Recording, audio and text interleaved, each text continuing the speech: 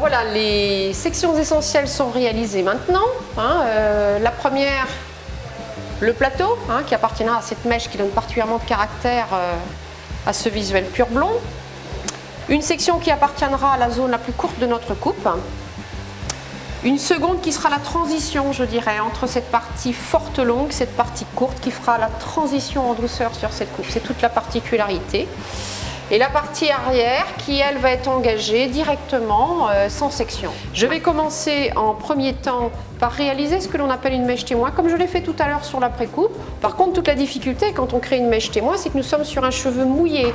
Si cette mèche témoin, on l'évalue sur un cheveu tiré, mouillé, il est bien évident qu'une mauvaise surprise nous attend. Parce que lorsque le cheveu sera sec, on sera loin d'avoir l'évaluation que nous en avons fait.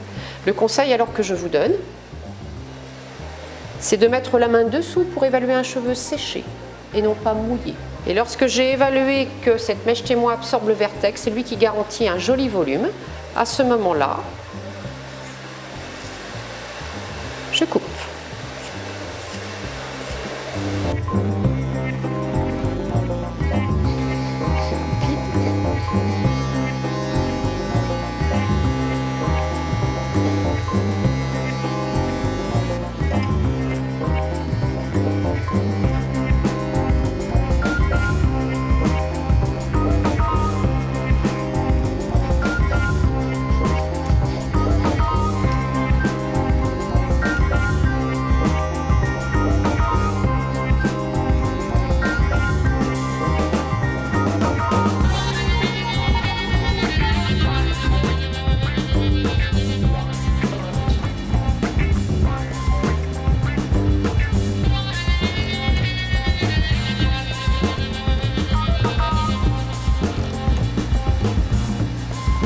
Maintenant, nous allons réaliser ce que nous appelons une mèche en swing, cette mèche qui donne toute cette particularité à la coupe. Le but, c'est que nous partions du plus court vers le plus long.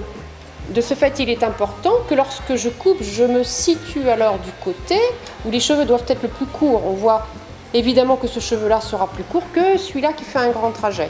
D'où l'intérêt alors de plutôt tourner légèrement la tête comme ceci. Merci Lucie.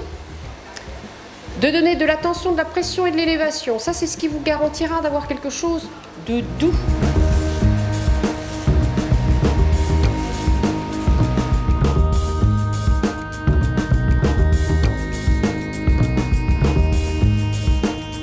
On voit que nous avons ramené sur le petit côté, pour les mêmes raisons que notre mèche tout à l'heure. Nous allons sur notre point court.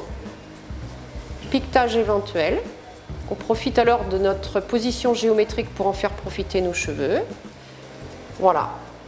Donc maintenant, nous allons passer sur un coiffage très rapide pour te mettre maintenant dans les mains des techniciens qui vont mettre en valeur cette coupe, certes qui est déjà un peu jolie, mais qui n'est pas suffisamment révélée. Voilà. Alors pour Lucie, la création de son pur blond va se faire en 3 étapes. 2 étapes qui vont se passer sur son dessus de tête et une étape sur l'arrière de la tête. On a déjà préparé des séparations, séparation en zigzag et d'une forme fer à cheval. Alors, on va commencer par faire quelques voiles de manière à apporter une blondeur qui soit beaucoup plus pure et beaucoup plus intense. Et ces voiles, on va les travailler bien évidemment en tenant compte du sens de la coiffure, le mouvement étant donc sur le côté droit.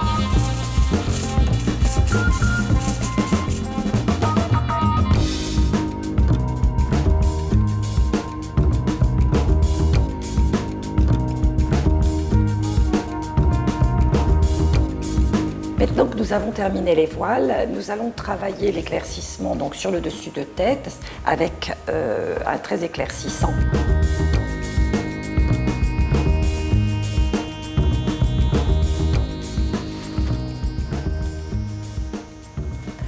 Alors, ce qui est important quand on travaille avec un trait éclaircissant, c'est de travailler sur des mèches particulièrement fines, comme on le ferait lors de la décoloration, et de venir déposer le produit en grande quantité.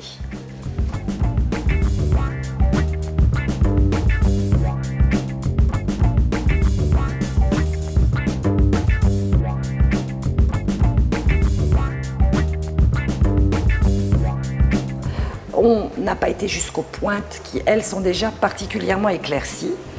Et maintenant, ce que l'on va faire, c'est que l'on va travailler toute l'arrière de tête avec une nuance qui est un petit peu moins claire, un petit peu plus douce et qui du coup va permettre d'avoir un fondu en fait dans ce pur blond qui va mettre en valeur tout le travail en fait que l'on a effectué sur l'avant et qui est aussi là pour mettre en valeur bien évidemment la coupe qui a été effectuée au préalable.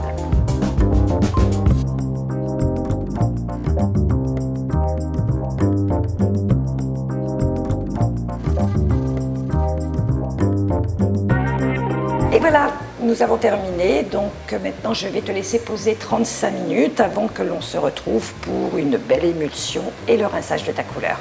À tout à l'heure.